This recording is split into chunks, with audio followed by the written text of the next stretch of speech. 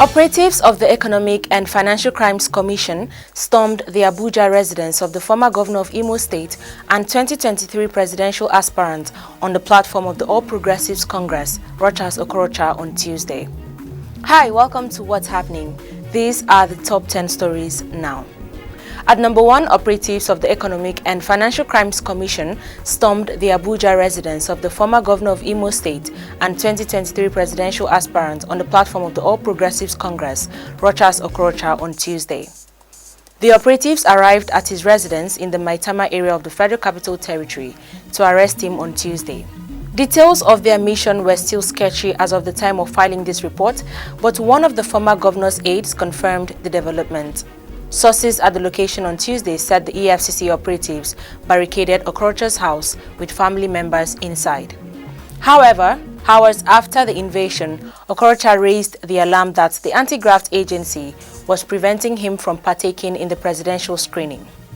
While speaking to journalists at his residence, he called on stakeholders in the country to prevail on the siege by the EFCC.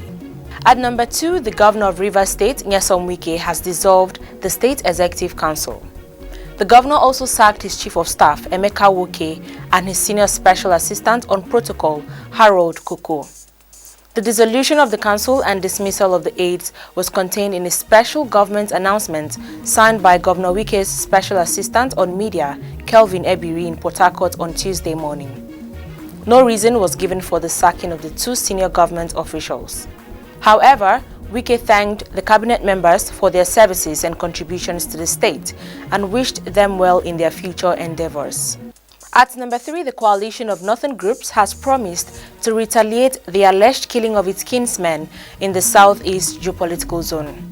The organization also threatened to boycott patronage of the media over what it termed bias by media managers on the activities of the indigenous people of Biafra and Eastern Security Network.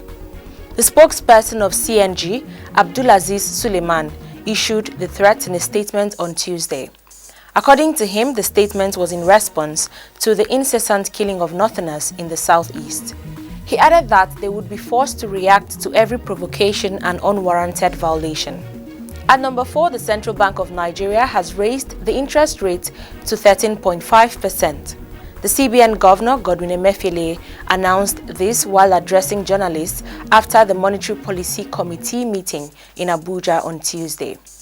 Justifying the raise, Emefiele said the marginal propensity to consume is suspicious.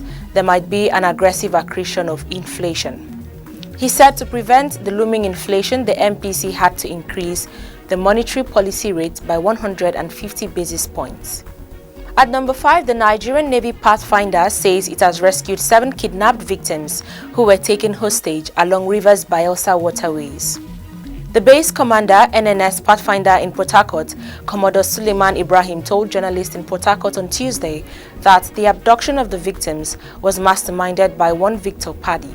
He said that the kidnapped victims were on their way from Boni to Port Harcourt before they were abducted.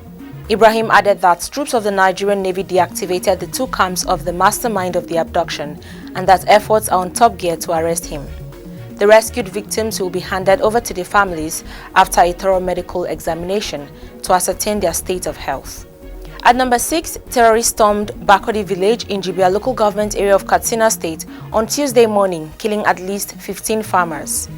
The recent attack comes hours after over 40 farmers were slaughtered by Boko Haram insurgents in Borno State. Eyewitnesses said the victims of the Katsina attack were killed while preparing their farms ahead of the rainy season. It was gathered that the bandits who rode on 4 motorcycles were initially headed for Gakodi village when they sighted the farmers and began shooting sporadically. At number 7, 2 persons have been burned to death in a tanker explosion that occurred along the Umunya Road on the Enugu-Onitsha Expressway on Tuesday. The tanker reportedly fell inside a gutter after the driver of the vehicle lost control and immediately went up in flames.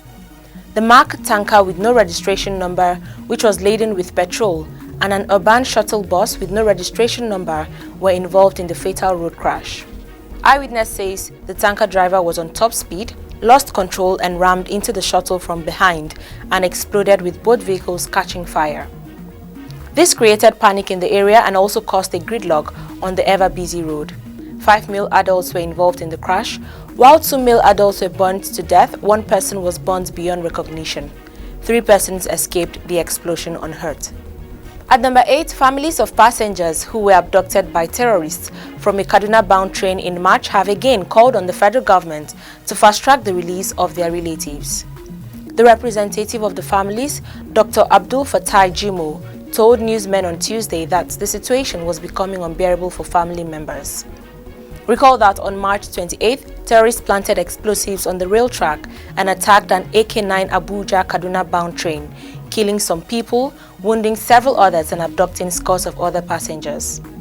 Jimo said almost 2 months after the abduction, family members were still in the dark about rescue efforts, apart from what they have been reading in the media. Jimo called for regular and daily briefing from the relevant government agencies to the families of those concerned, as most of them are much traumatized and now depressed as a result of the situation. At number 9, the World Health Organization says there have been 131 confirmed monkeypox cases and 106 further suspected cases in Europe and America since the first case was reported on May 7, 2022. The World Health Organization says the outbreak is unusual, yet it is containable and limited. Speaking at the World Health Assembly in Geneva, the World Health Organization Director for Global Infectious Hazard Preparedness, Sylvie Bryant, encouraged everyone to increase surveillance of monkeypox to see where the transmission levels are and understand where it is going.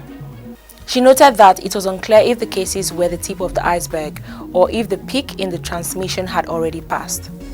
Lastly, at number 10, the UN High Commissioner for Refugees says more than 100 million people have been displaced from the war in Ukraine and violent conflicts in Nigeria and other parts of the world.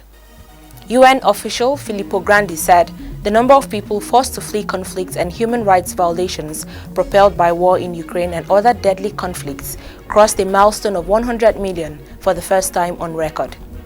The UNHCR said the displacement of more than 100 million persons from the war in Ukraine and violent conflicts in Nigeria and other parts of the world call for more action.